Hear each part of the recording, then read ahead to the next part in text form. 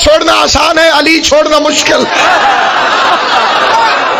اس سر ظفر اللہ خان نے قائد اعظم کا جنازہ نہیں پڑھا تھا،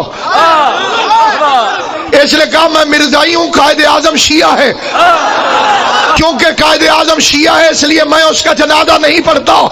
پتہ چلا بندہ جنازہ اس کا پڑھتا ہے جس سے مذہب ملتا ہو۔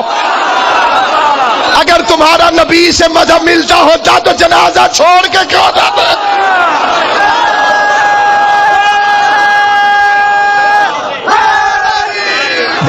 سمجھدار بندوں نے اس سوال کا بڑا پیارا جواب بنایا اوپر کہ جی نبی کا جنازہ تو ہوندا ہی نہیں۔ ٹھیک ہے، میں کیوں ضد کروں؟ ویڈیو تو بنی کوئی نہیں،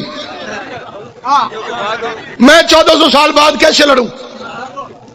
میں اگلا سوال کرتا ہوں، اچھا چلو میں نے مان لیا جنازہ نہیں ہوتا،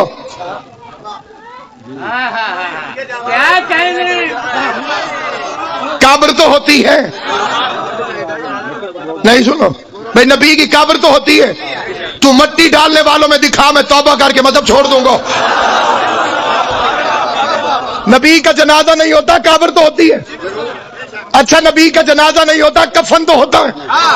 اچھا نبی کا کفن ہوتا ہے، غسل تو ہوتا ہے، تو غسل میں پانی لانے والوں میں دکھا۔ صحیح بخاری میں مسلمانوں کے سب سے بڑے گرو گھنٹال نے اپنی دختر نیک اختر سے پوچھا نبی کو کتنی چادروں میں کفن دیا گیا تھا؟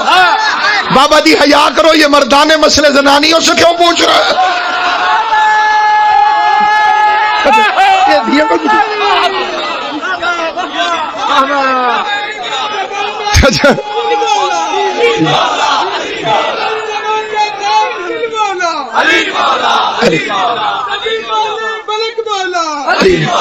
علی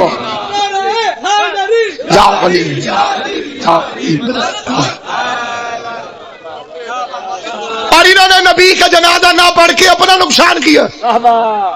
نبی کا جنازہ پڑھ لیتے تو جنت واجب ہو جاتی۔ جنہیں جنت نے قبول ہی نہیں کرنا۔ پھر ہم پنجاب کے لوگ ہیں، ہمارا ایک اصول ہے، 20 اپریل 1991 کو میرے والد کا انتقال ہوا تھا، جس نے جنازہ نہیں پڑھا تھا مجھے آج تک یاد ہے۔ میں گھر بھی بیٹھا ہوں تو میں اس کے جنازے میں نہیں جاتا کیونکہ اس نے میرے باپ کا جنازہ نہیں پڑھا۔ اللہ کی توحید کی، محمد کی نبوت کی، علی کی ولایت کی قسم، جس نے محمد مصطفیٰ کا جنازہ نہیں پڑھا تھا، مدینے رہ کے اس کا علی نے جنازہ نہیں پڑھا۔